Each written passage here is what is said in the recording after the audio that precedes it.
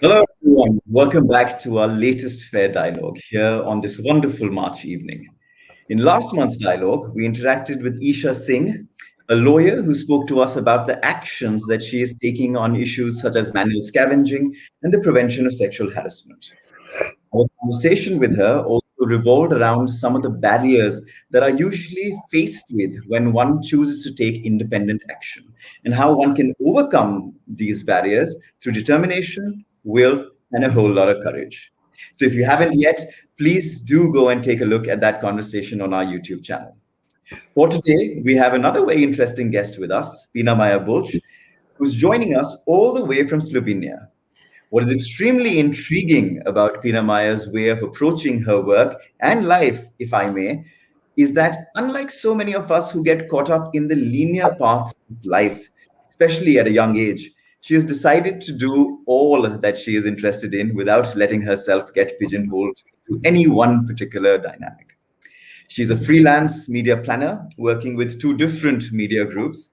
She also works with 2 different global organizations in the social sector, Ecocivilisation and the Scout Association. So that's 4 responsibilities already. And she's also pursuing a master's and is therefore, in her words, doing a little bit of everything, which, of course, translates into a lot of work, something that I reckon you will never hear her complain about.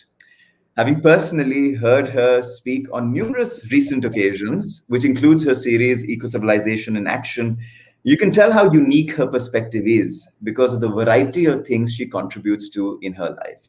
So without much ado, let me welcome Pina Maja Bulc. Hi, hello everyone. Greetings from Slovenia, small country in the middle of Europe. No, so thank you so much for being with us. And it's an absolute pleasure to have you here as a part of the 2021 series of the FAIR Dialogue. Thank you.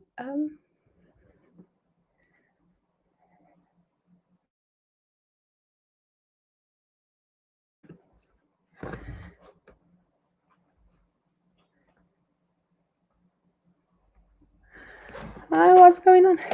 Yeah, we're back. I think we're back. Okay, perfect. At our end. Just give me a second. I'll just check if we're back. Yes, we are. We're back now. Okay, perfect. Okay. No, so I'm really intrigued about this, Pina Maja, and I think ever since I've got to know you, I think this is the one thing that I've not been able to speak to you much about, and I really want to understand this better. Is all your work with the Scouts Association, right? Because even here in India, we do have the Scouts and Guides as something that a lot of schools end up offering. But I've personally never been associated with it and don't know much. So I'm really looking at you to try and help me understand a bit better as to what the entire association is all about and how you've been associated with it since you were younger till all the way till now. Yeah, so the World Scout Association is the biggest youth organization. And also our organization in Slovenia is the biggest youth organization in Slovenia. So our main work focuses on kids and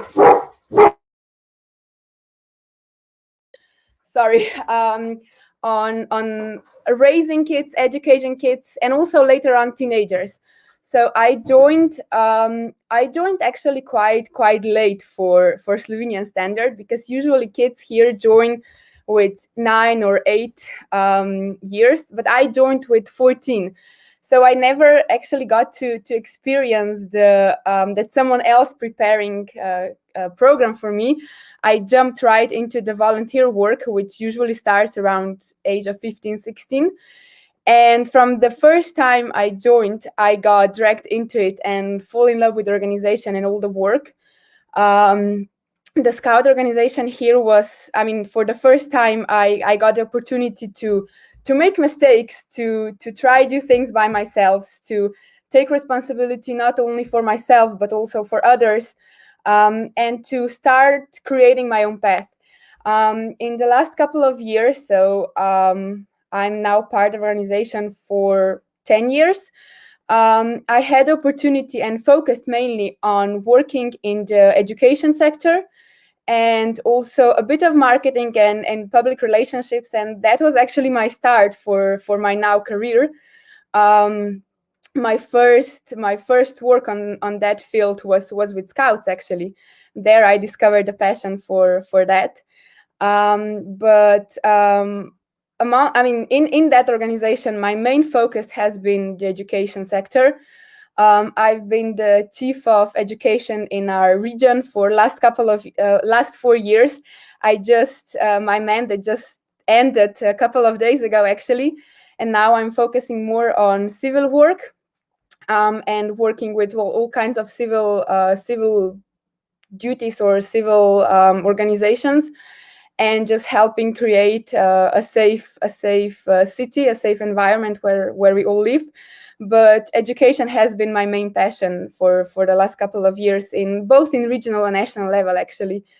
And through that, I discovered the love for education, also non-formal one, and all the power we have in that sector to educate. Well, not only educate, but to bring up individuals who know their path, who are not just someone who follows the route, but walking with consciousness, who are integrated in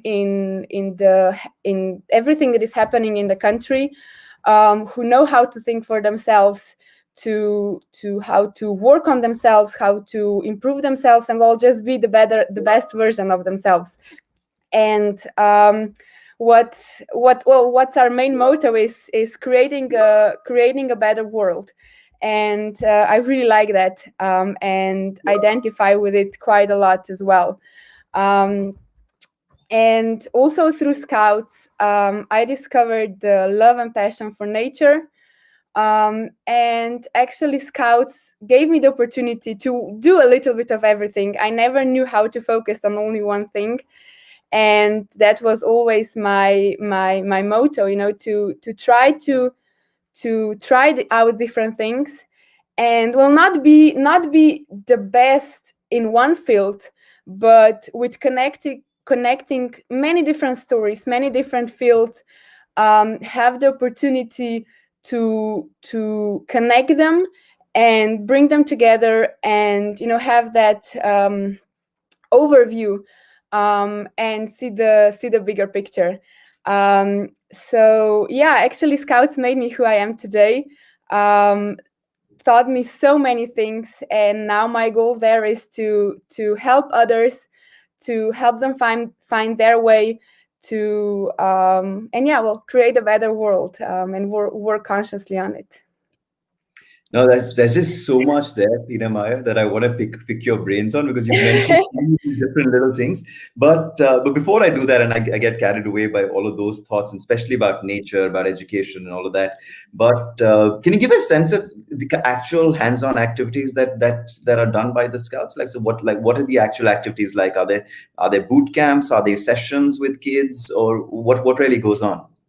So mainly we work, how we start is to work with kids in small groups, and those small groups reunite once per week and work on with their leader on many different topics, from living with the nature, orientation, first aid, and to community work, to learn how to work in a team, to learn how to be a leader, to know how to integrate into society, see what is needed, and then work on that. And what we have is, so we meet with kids once per week for an hour or maybe 2 hours, depends on their age, and then have different activities during the weekend, which are sometimes competitions on the main knowledges, which are, like I said before, living with nature, building things from wood, orientation, first aid, also some common knowledge about what's going on in the world. And then, we spend a lot of time in the nature. I think that physical activity kind of, when our body is tired enough, our mind gets the opportunity to actually start thinking without any how to say it, without any barriers. And we teach kids how to overcome that, and how to respect nature and know how to live with it. Because, like we already talked about, I do believe that nature gives us not everything to survive, but everything to live in. And I think that's such an important thing, to know how to respect it and to cherish it, and to know how to be, well, in a way, a small part of the whole universe. But definitely the main thing, the thing that we all look forward to the most is, are our summer camps, where we go into the nature for 10 days. Usually groups are from 60 to 100 people. We come to an empty field and we build there everything from the scratch. Put up the tent, create a kitchen, and we also have like the eternal fire that kids then have to take care of it, and it represents the light, the way to something that gives us energy, gives us light, gives us life. And then they learn how to take care of it, how to be responsible for everyone, because that eternal fire is the light for everyone, not just for each individual. We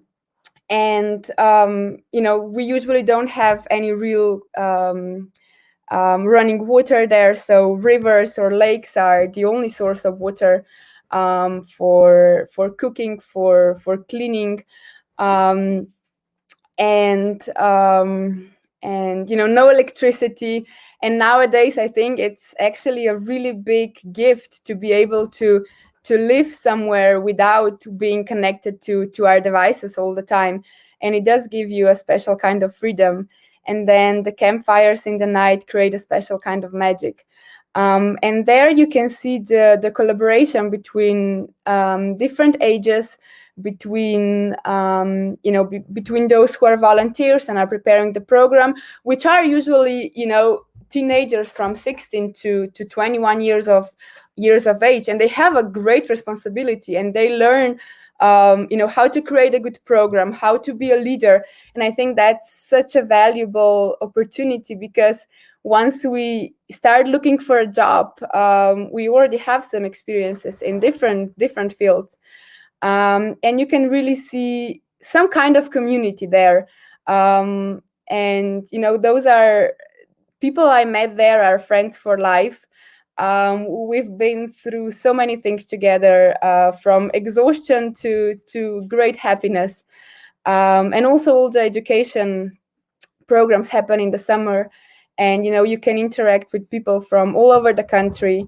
And what I like the most there is that age doesn't really matter, but your knowledge and your experiences.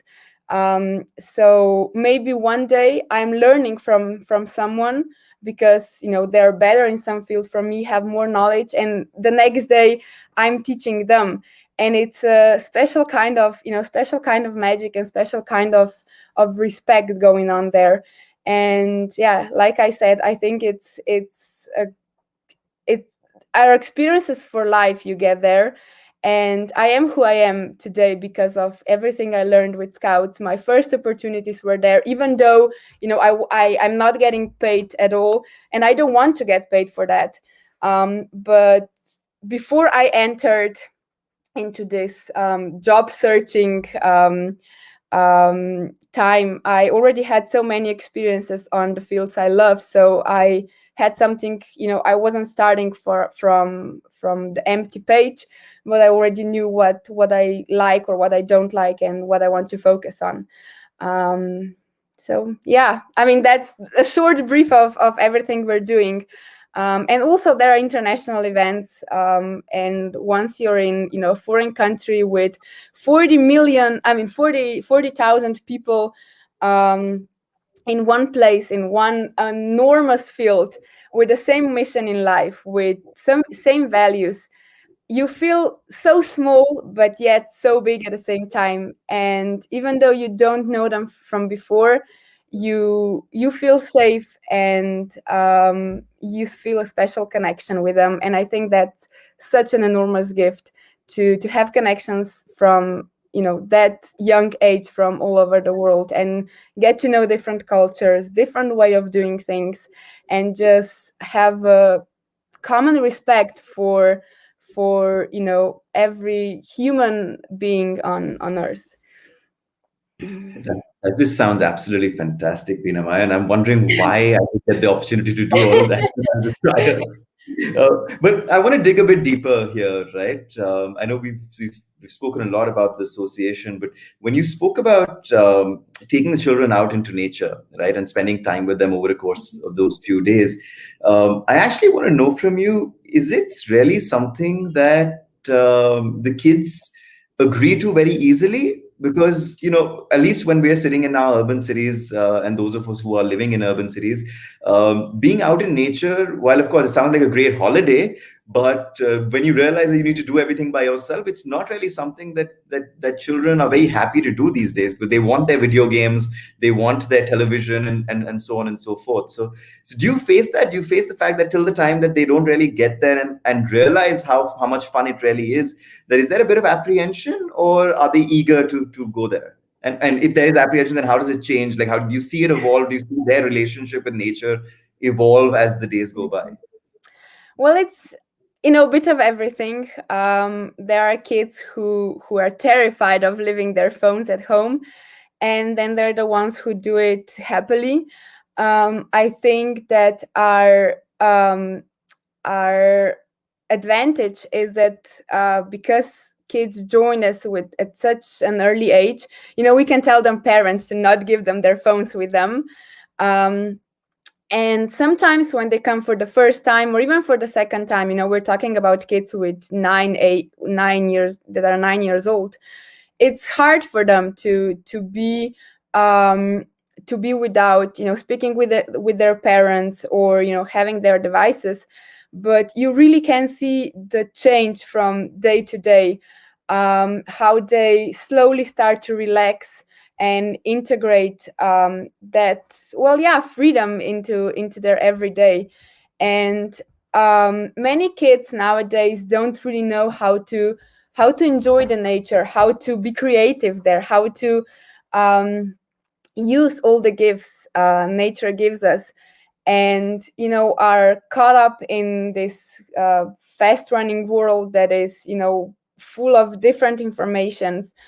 And I mean, I've seen kids change from the first to the last day enormously, from kids who had problems, even with violence, let it come from home or from just their upbringing, or bad experiences from school, and were, for example, afraid of making a mistake and being making a mistake, doing something wrong on the first day, and being just so scared about it, to really relaxing and starting to smile and enjoy their life the last day. And I think for me that's the biggest gift I get from this movement, to see the change in the eyes of kids.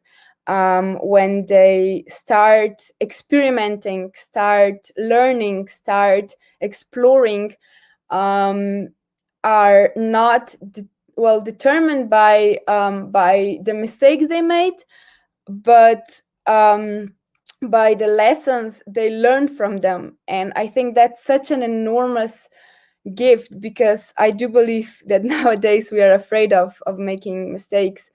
But on the other hand, mistakes give us opportunity to learn and to do things better next time, to be the better version of ourselves. But yeah, we see a bit of everything. Kids that need a lot of time to relax and to accept that they don't have to be connected to electronic devices and video games and I don't know what, 24/7. To those who maybe were with us previous years and already are looking forward to that. And one thing that I find really, really nice and really curious, that at certain age, kids go to the forest for 24 hours. When they're 12, 13, they do it in pairs, and they don't have many things with them. They have water to drink, they have something to make fire, and a knife, and that's all they get. And they have to make a fire, to make their bed, to make their tent from materials they can find in the forest. And the first time they do it, they're just so terrified of it. And but after succeeding, you can really see the change in their eyes, because they start trusting in themselves. They kind of conquer their fears and learn how to use them for something better. And next time they can't wait to do that again. And it is a big challenge, but the results at the end are enormous and fantastic. And yeah, I think that when those summer camps end, everyone goes home with happiness and with that light in their eyes, and so many new experiences that they can tell to their friends, to their parents, and they're so proud that they can show around to their parents where they can pick them up, where they did certain things. And yeah, they definitely at the end learn how to relax and just enjoy being in the nature, in the middle of nowhere, with what we have there, and which are really simple things, and just learn how to live in a community, take care of each other's, and learn from each other's. That just sounds so wonderful, Pina. I think when I was listening to all of this, all of that you were saying, right? I could see two parts, right? I could see one part where you were talking about the children, and that's the question I asked you. And the other part that I could see is you talking from your own experiences, right? Because every time you said that the children feel this and the children do this, I could just sense that she understands this as well as she does, because she's gone through it herself, right? And I think that's the beauty of it, because if you had gone through it earlier, and then you pass it on, and then I'm assuming that's how it happens. Like as the children keep getting older, they also then start mentoring younger children, and so on and so forth. And that's the real beauty of it for people who understand what this is all about, to actually try and impart that onto others. Because it's a massive challenge, Pina. I think getting people away from their devices today and getting children away from their devices, it's such a massive challenge. But and as you said, right, once they recognize the power of nature and just the beauty of nature, then it becomes a little easier, because then they realize that that's also something which can give them the kind of joy and happiness that they're seeking in any case in our life. Because that's what all of us are doing. We're all trying to find that those things that make us happy, right? But let me dig a bit deeper into you, because that second part I said, right, where I felt that a lot of this was coming from personal experience, right, and your personal thoughts. But what's your relationship like with nature? I know you mentioned it briefly in the earlier part, but just tell me a bit more about that. Like, what does it actually do to you? What do you feel about nature? What do you think about nature? And how has it helped you being whoever you are? Well, let me say firstly that yeah, I'm in love with the nature. I could even say that in some way it's, well, my guide to everything I do, sort of my religion, if you want to call it that way.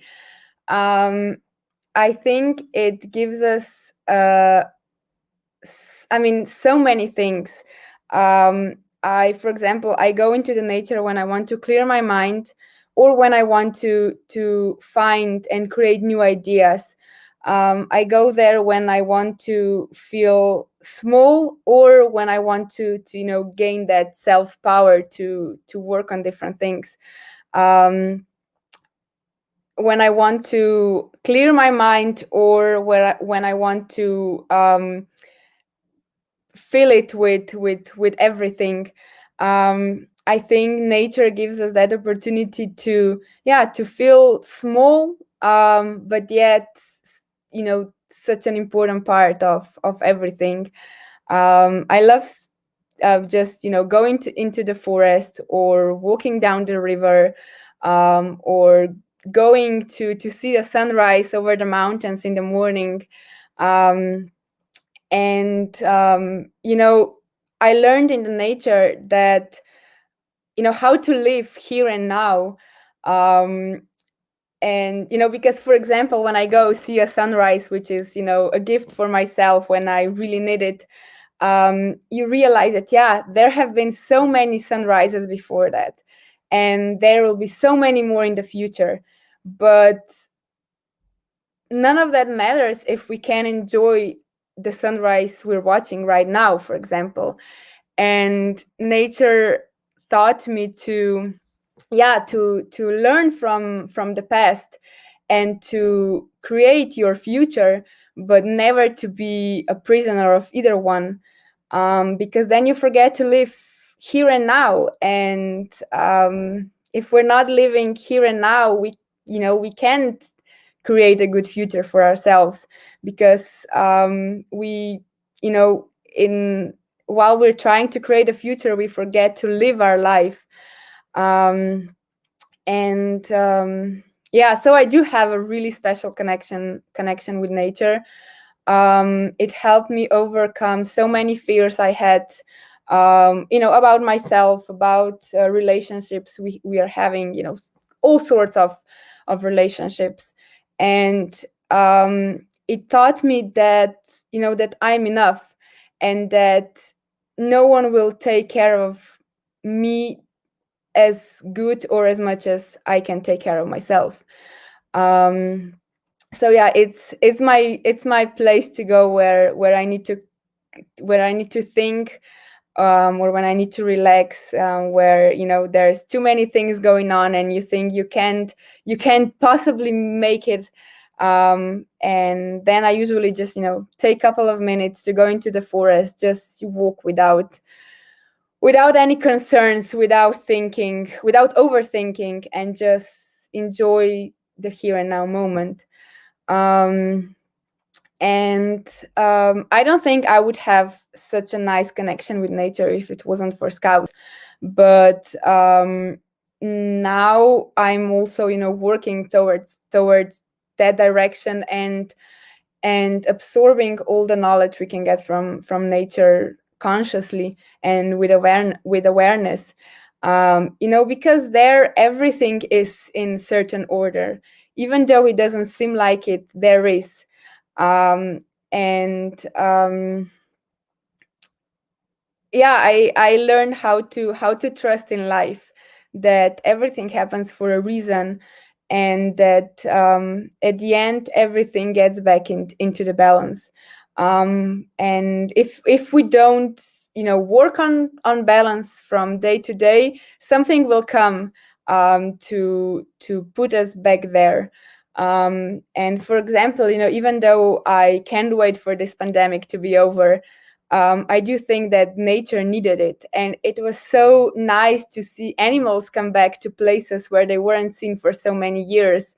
Or, we had here in Slovenia a real winter after 20 years with 7 or 8 meters of snow in some parts. And we haven't had that, in 20 years.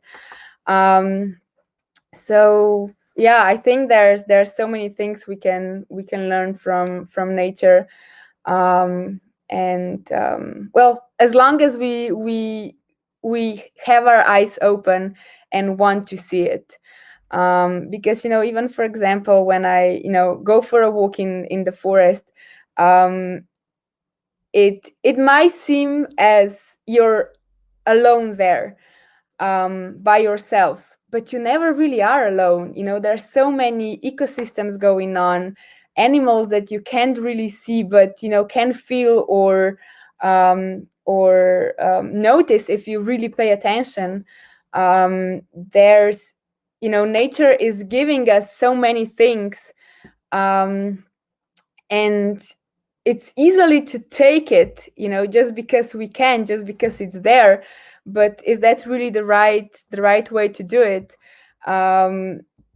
So yeah, I learned to well, accept gifts with love, but also to always remember to give back as much as we want.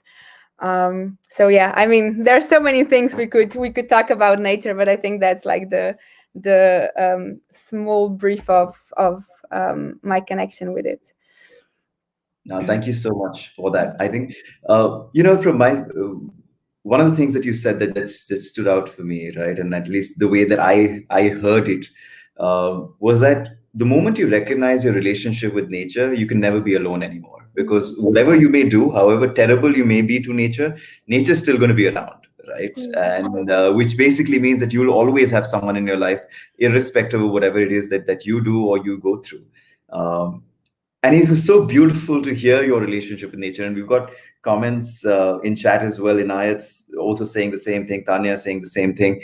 That it's so beautiful just to hear that entire relationship that you have with nature. But at the same time, Tanya and I think Vanchit on chat, uh, they reminded me also of, unfortunately, what we are doing to our nature right now, right? And what we're doing to our climate, where Tanya speaks of climate change and wants to know your take on it. And Vanchit actually has asked a very deep question, at least in my view, because it's something that we don't pay that much attention towards, but if we did, we could see climate change being so obvious. Is literally just going back 20 years, 10 years, when we were younger, to now, and seeing around us in our own neighborhoods how the climate has changed and how nature has changed, right? The kind of trees that now grow, at the speed at which they grow, the temperature, the climate, all of those things, right? So two questions really rolled into one, Pina.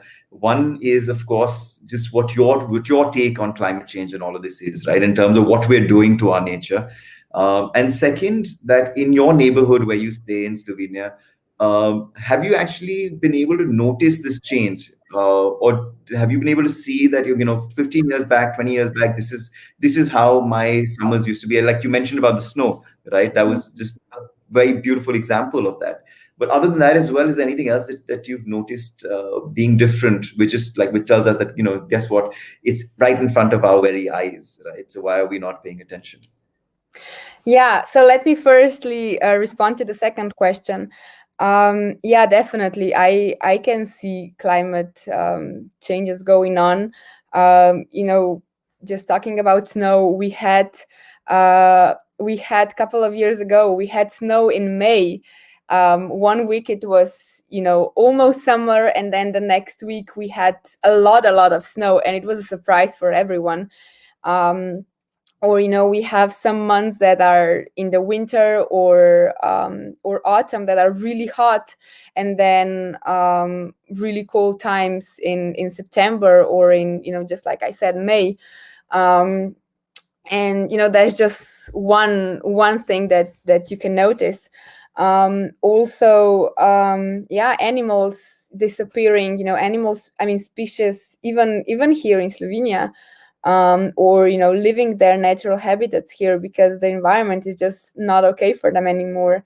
And so yeah, of course, you can see changes if you only pay attention. And I think it's so easy to not see them and just continue with your life.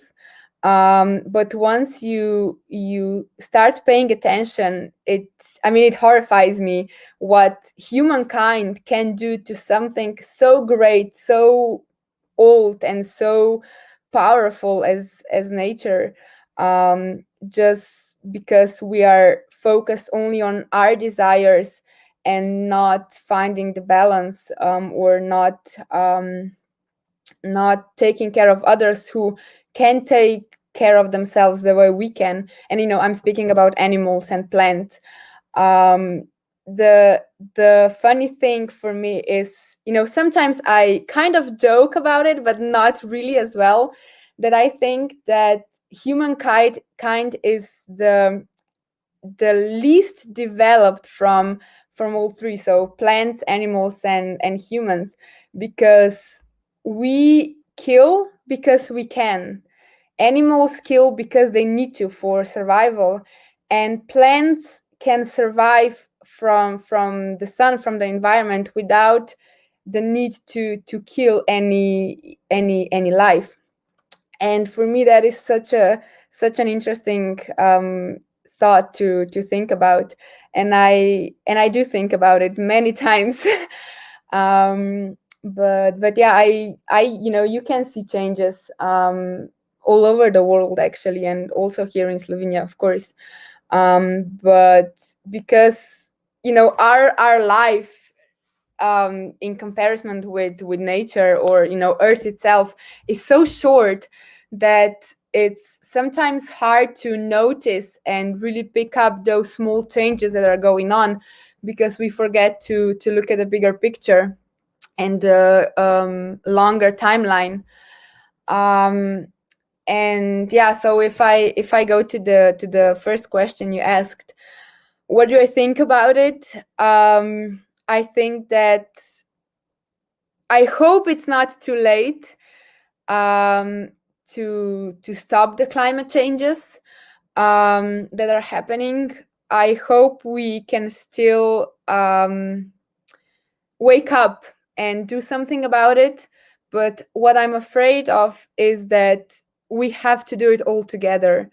Um, don't get me wrong, I do think that each individual can do so many things, and that each small step towards being more nature and environment friendly does have an impact. And if many individuals do those small things, the impact can be really great and huge. But we need to wake up as a human species to stop taking everything just because we can, and stop that grief we have for always wanting more, always wanting always wanting more, but to accept that sometimes less is enough, because we don't need things that we don't need, and want them just because we can. I think that if each one of us would work towards having work towards having enough to live nicely, but not to be greedy, everything would be so much better and so much nicer. And what I think is that we have to stop just taking and start giving back, because we've been given so many treasures, so many opportunities, so many things from nature, from the environment, but we don't know how to give back and how to pay respect and really be grateful for everything that we have now. I don't know what's this. I don't have the solution for that, but I just really wish that we would all wake up and start living our lives more consciously, and be grateful for everything we have, and know how to respect it and cherish it. Because if we only take, at some point there's nothing more to take. So we have to give back in order that our next generations will also be able to to get all those treasures. You know what I think, Pina, just in terms of why there's so many people around us who don't look at nature the way that you clearly do, right, is because of the lack of proximity to nature, right? And I think I see that with respect to human relationships as well, where if you know somebody and then something happens to that individual, you will always feel more empathetic towards them as compared to someone who's a stranger, right?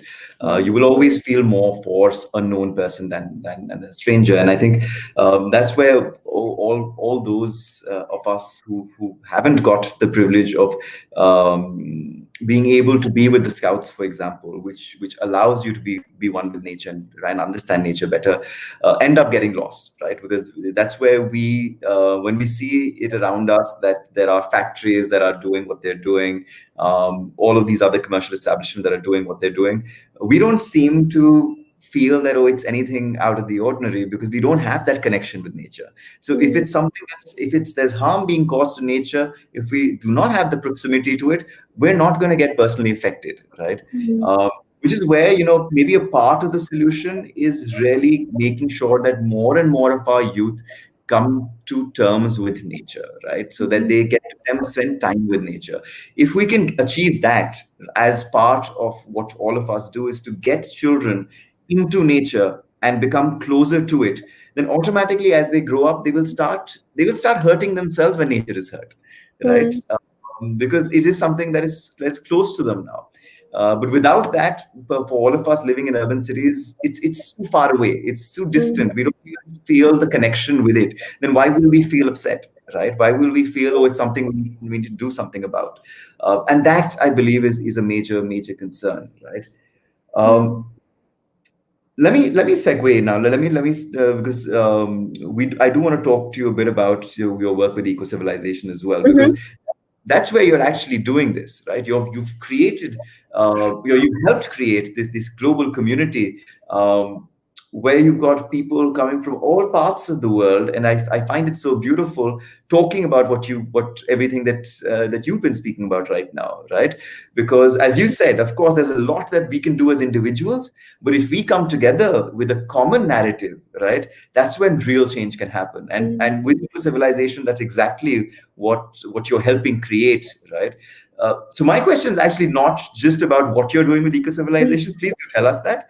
But also tell us whether you actually felt that you could, it would turn into such a global thing, right? It started from Slovenia, but today on every Ecocivilisation talk, there are people from the US, there are people from Australia, there are people from Africa, from India, all over really. So was this something that was expected? And of course, talk to us a bit more about Ecocivilisation as a whole.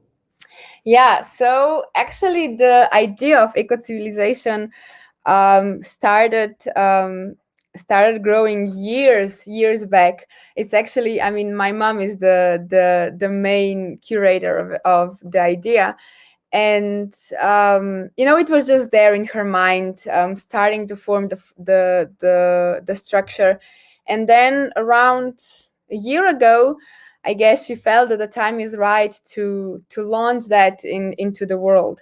And yeah, we're connecting with people from all over the world, and it's so beautiful to see how people identify with it and find themselves in this movement and want to participate and want to create things, to in a way give back to the world, to everyone, to every human being here.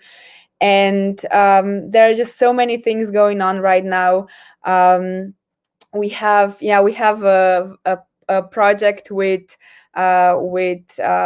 people from Africa, and we're speaking about the philosophy of Ubuntu, which says that I am because you are. And it's again a really nice thought of a community of the correlations between different people. And we're working on the topic of circular economy, which I also think is really important right now. That has been present in the space for quite some time, but we're diving more into it and giving people the opportunity to learn about it, to get to know what can actually be done, and to just connect with people, with other people who are also interested in this topic.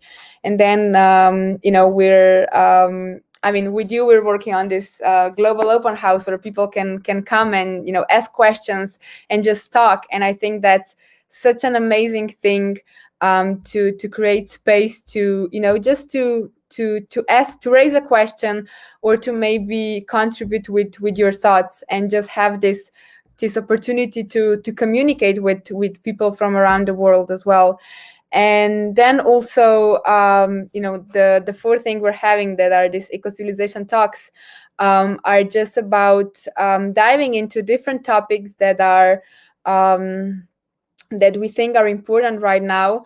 And with them, we're also developing this kind of movement, because it is right now a movement from all over the world.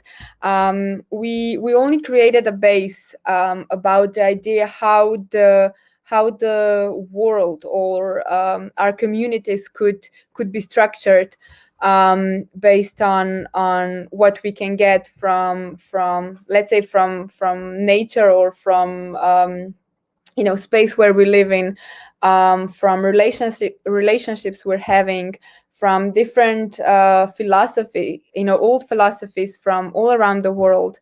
But it's only the beginning. We don't know where it will go, but I'm sure it will go far.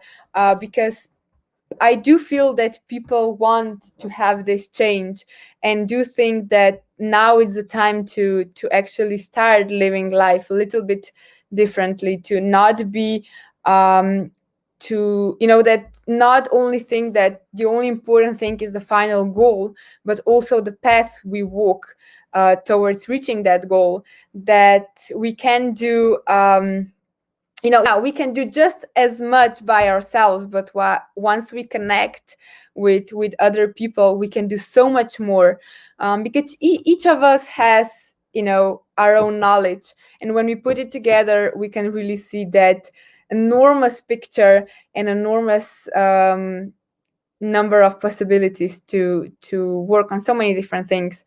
And yeah, it's actually, I'm still surprised on how everything developed in this last year, because now 1 year later we are so much further than when we started. So many different projects going on, so many people from around the world connecting to this movement and wanting to be part of it, and to give a little bit of their knowledge to everyone else. If I thought it would be like that after a year, I think my mom knew, but I didn't dare to dream about it. And now I'm, like I said, still surprised from day to day how things are evolving, and how many people from all around the world connected to its idea. That, it's just the main idea of Ecocivilisation is just giving our view of how we could have I don't know if the word better is the right one, but a different kind of organization of our communities, of our lives. But it's expanding and changing from day to day, because people are giving in their knowledge, their experiences, and I think that's the beauty of it, because we are not afraid of the change.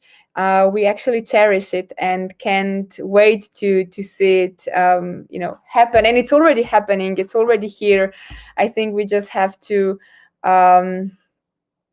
want to see it, and to pick up or locate those small changes that are already happening, cherish them and work on them.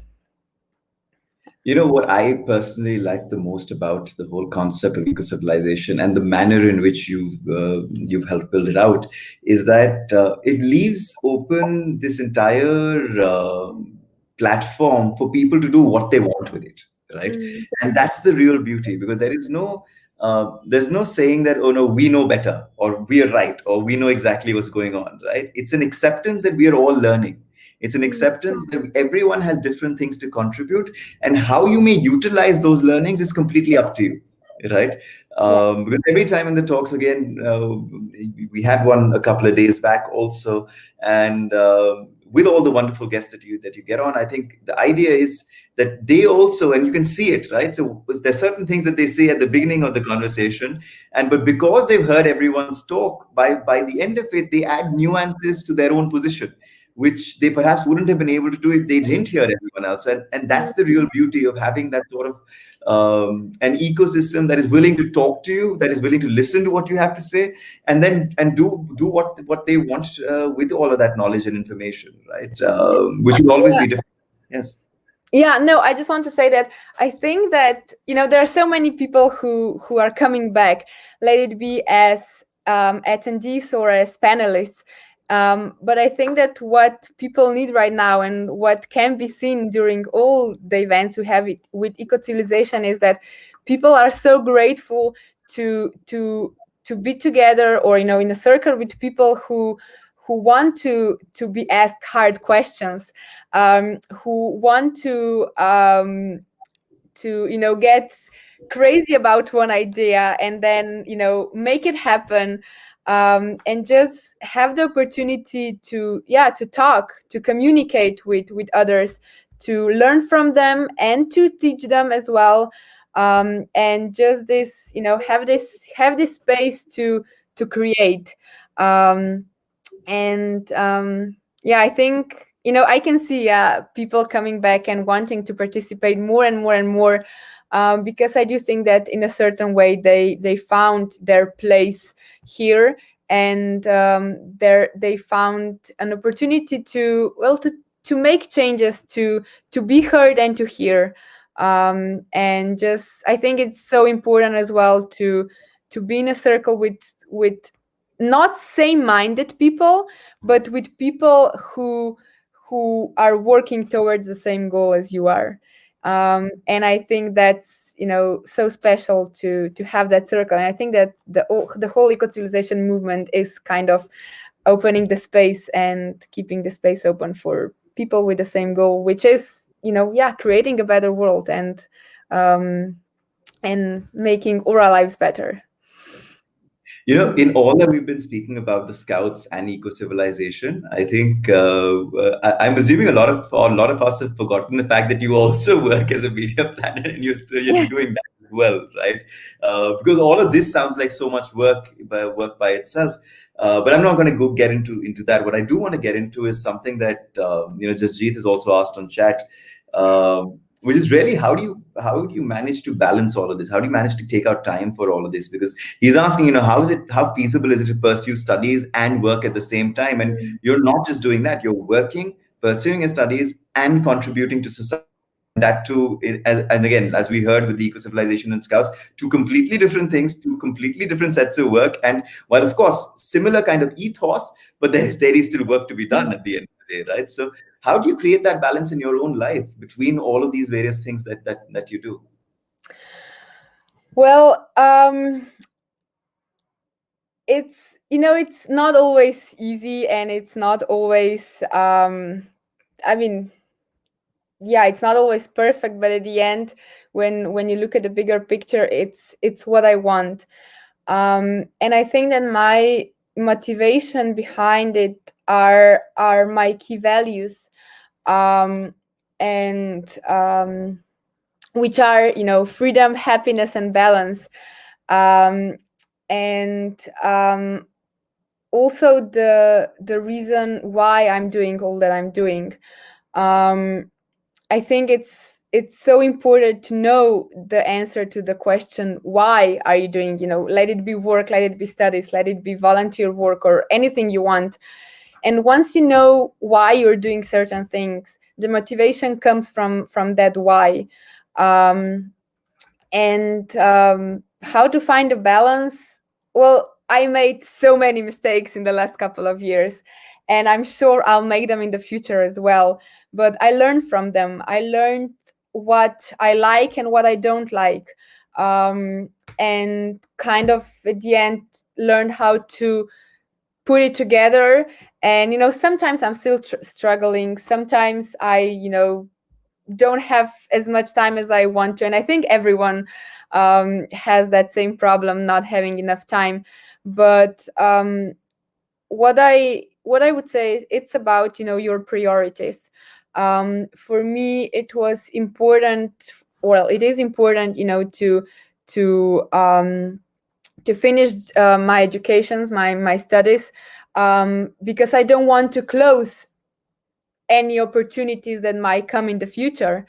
But on the other hand, I wanted to work as well, and that's why I decided to study online. So I know that now in this pandemic, many people are studying online, but I decided that from the start, because that way I could I could also study and also work and have time for scouts.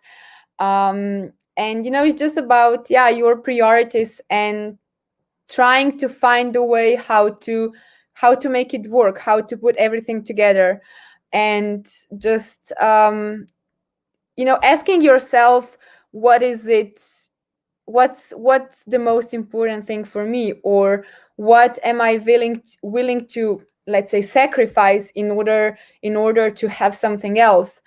Um and yeah Also, I mean, work related, I worked in a media agency full time, and realized that even though I love that work, I didn't have time for other things that I love doing. I'm not a kind of person who can concentrate 100% on just one thing, because I get I get bored. I think that I'm missing things. So I took a year off from college and from work, because I didn't know if I want to continue with the studies. I didn't know if I still want to work in marketing. And I took a year off, and took that year to really think about what I want, that makes me happy, um what cannot be missing from my life. And then I started putting it together again in a way that I'm not missing those things that fill me up, give me energy. And now that I'm kind of freelancing in this marketing world, sometimes I work late, sometimes I work during the weekends. But for me, I mean, the thing that I can go watch a sunrise on, let's say, Wednesday morning, it's such a gift for me. And it's at the end also, again, the balance, about the balance, and just finding your own way, and realizing who are you, and what kind of life do you want to live. And I don't think there's one answer that would suit everyone. Each one has to find their way of of of doing it, of balancing everything. But just asking yourself, what are the most important things for you, what cannot be missing, what do I have to do now in order to do something else that I want in the future, to not close any opportunities. Um, and then try to make it work. I do believe that if you work at something with heart, there's always a way. Um, you know, Sometimes I think that if we just do certain things, let's say a job or studies or anything, just because we're doing, just to do it, and it doesn't really resonate with who we are or our heart, every small obstacle that comes in your way, you can see that as a huge barrier, as a warning from the universe to stop doing it. But if you know why you're doing it, if you're doing it for yourself because you really feel passionate about it, or you really want to do that, you feel the love towards that, those obstacles that come in your way, you see them as a small bend that you can just overstep. And when you look back at it, you don't see it as a big obstacle. You just see it as part of the path you had to walk. So it's all about perspective and how you see things and how you look at life. Because I do think that there is enough time for everything. We just have to decide to what we want to dedicate our time to. And yeah, just find a balance that suits best for you. In all of this, Pina, I think I'm just going back to your relationship with nature, right? And that's where I headed back to. I know that you spoke about it briefly, but in everything that you said, I can just see it so vividly that the time that you spent with nature and what you understand of it, right, has helped you recognize the important things in life, right? Because when you are by yourself in nature, you don't have the distraction of everything else that is going on in our world, and you can actually concentrate on yourself, right? And when you concentrate on yourself along with nature, it leads us to this wonderful place of recognizing what is important and what is not, what is relevant, what is not, right? What matters to us, what doesn't, right? And that sort of clarity can only come about when we're true to ourselves. And unfortunately, when we're away from nature, it's very difficult to be true to ourselves because of our surroundings, because of the news that we receive. It's the things that are coming in the papers, the things that people are talking about, the movies, the video games, again, all of those things, they end up dictating how we feel about our world, right? But the only way to achieve, at least in my opinion, one of the only ways to achieve what you've ended up achieving, which is to understand yourself a bit better, in spite of any confusions you may have. You may still be a very confused person in terms of what you want to do in life. Definitely. And, which is fair, right? But I think where you're not confused is the fact that you want to be able to find the things that make you happy, right? Yeah. What they are today may be very different from what they may be tomorrow, right? And that's where you may keep changing your mind, you may keep doing different things.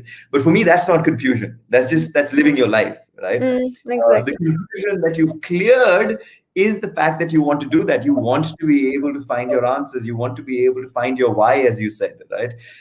And that's really the beautiful part of it. I know we are already at the 1 hour mark. We've already kept you for an hour, but I do have a couple of more questions for you. Do you have the time? Yeah, of course. Okay, good. So one thing I do want to know, because we do have a lot of our audience is based in India, right?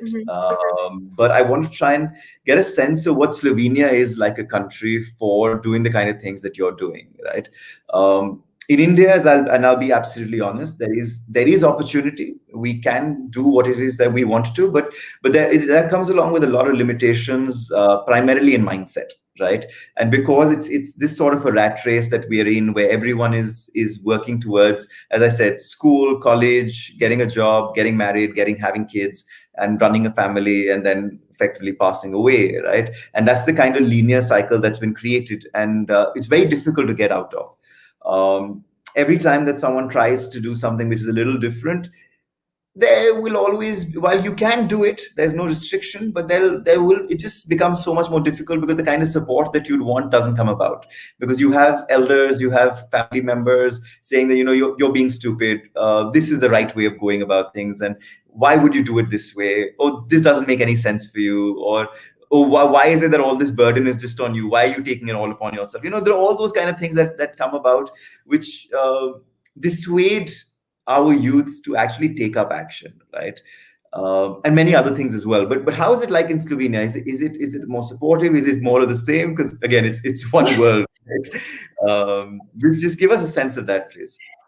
Yeah, I think it's at the end the same all around the world, because we grow up with habits that we don't even know are actually habits, but just kind of how our community or country we live in sees as normal or as the path you should follow. And I know that it's so hard to sometimes change or break those habits, but at the end, I feel that if you're living the life others want you to live, are you really living your life, or are you just living their ones? And I also faced all those different wishes that people had for me. Some of my family members are still not happy with me studying online, because they think it's online study cannot be as good as normal or the common studies here. But what I realized, what I learned, is that if I just try to make them happy, I forget about myself and my own happiness. And at the end, it's not their life, it's mine. But I know it's hard, and I know it's full of challenges, and I think those challenges never really end. But again, if you know who you are and what you want, it's so much easier to overcome them, and maybe even ignore them. Because for me, like I said, I knew I wanted to study online, even though it maybe not be as good as university, as others more known. But let me say, I never regretted it, and I'm so happy with my studies. But I knew why I was doing it. I knew there was no other way of being able to work at the same time and be a volunteer as well. And just try to kind of ignore them. Think about their comments, and and maybe give them the benefit of the doubt, but as well follow my own path. Because I do think that nowadays, in a world where everyone keeps telling you that you can be anything you want to be, the hardest thing is to be yourself. So many people, our family, our friends, whoever, has this idea of who we should be. But I think even though it may be hard for them to hear it, each individual is the most important human being for themselves. I'm the most important for myself. And you have to put yourself first in order to be able to give back to others and also take care of them. So yeah, I know it's hard, and it's a never-ending story, and the fight never ends. And maybe that's the right way to be it, because then you really know what you're fighting for and why you're fighting that fight. Yeah, my thoughts would be to try to stay true to yourself, and to navigate through all these different opinions and wishes, and try to build the life that you really enjoy in. Because at the end, you are the only person who will be with you till the last breath. No one else will be there as long as you will be there for yourself. And I know it might seem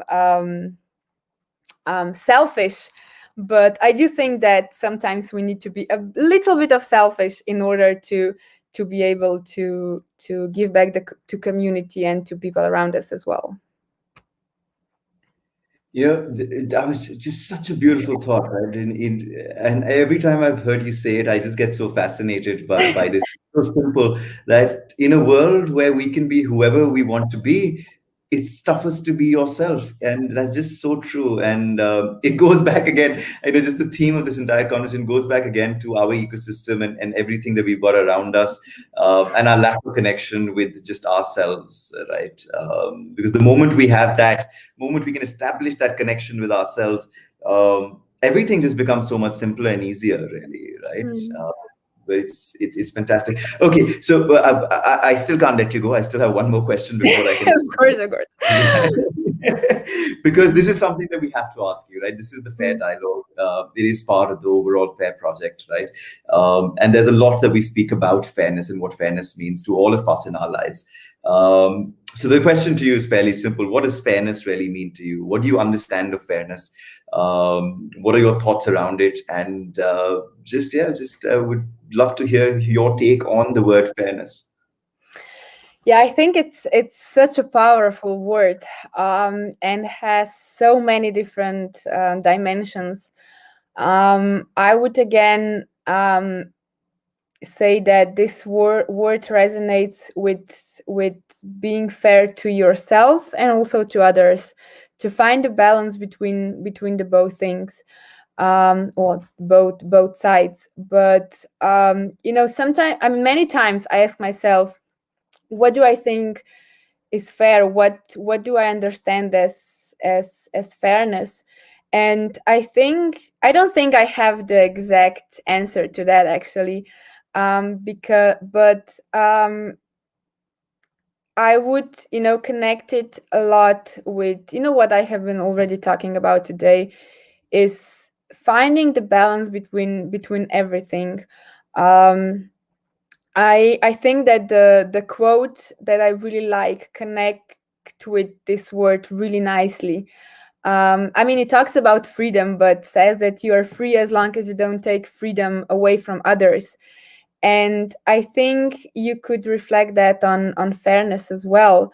Um, and it's just the correspondence, or correlations between every living being in this universe, or even maybe um, more far away, but to respect everyone and everything, including, well, yourself at the end, to take as much as you need, but not always as much as you want or can, and to try to give back also as much as you can, to create a balance between everything.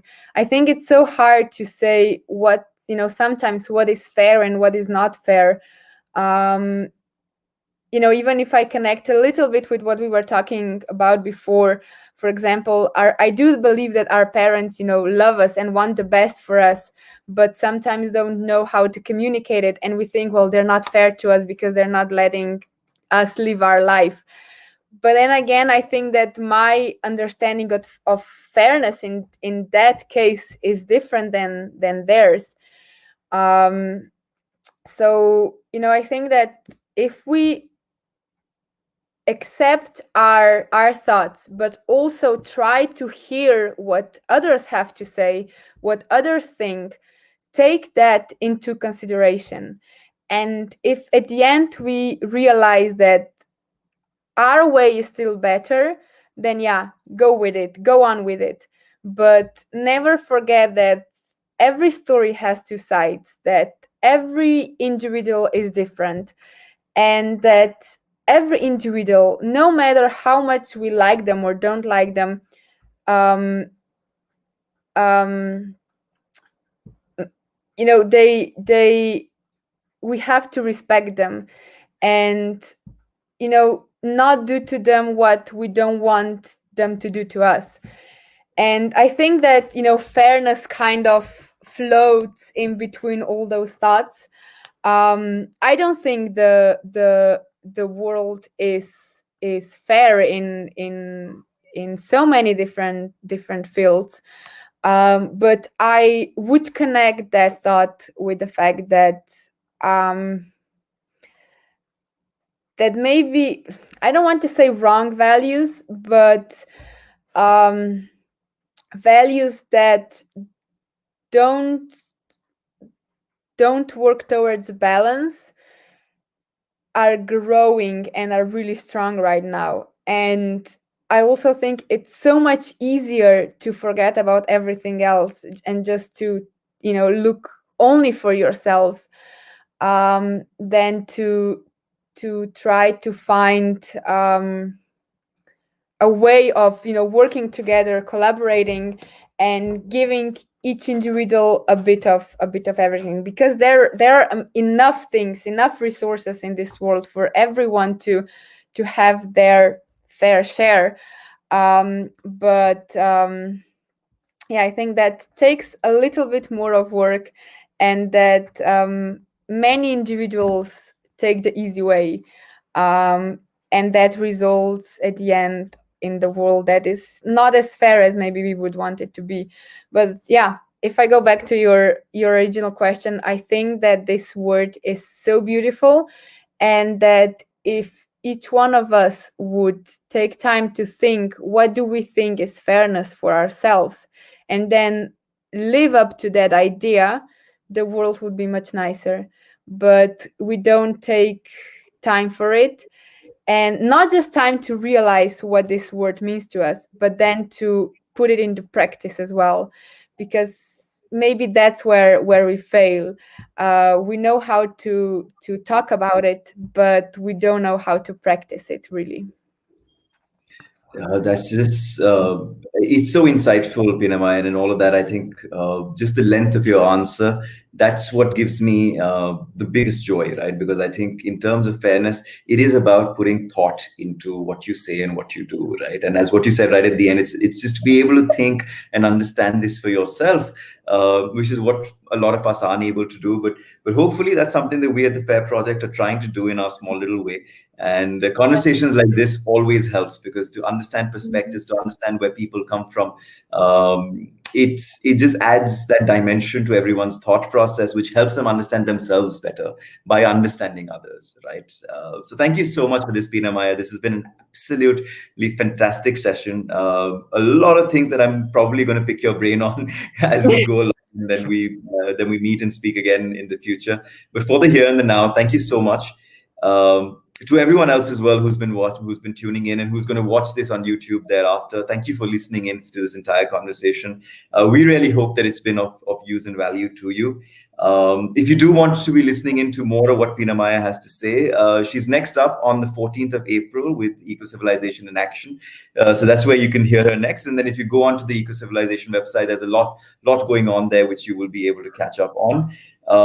You'll also see her at the Global Open House, hopefully on the 1st of April. That's the next thing that we've got up for you. So do join us then, and for a lot more conversations with all of us who are here, who all believe in some way or the other that we do want to create a better world for ourselves, a fairer world, a world where everyone has those equal opportunities, where with which they can do what they want with that world, right? So thank you for that. Thank you so much, Pina Maja. It's been fantastic having you.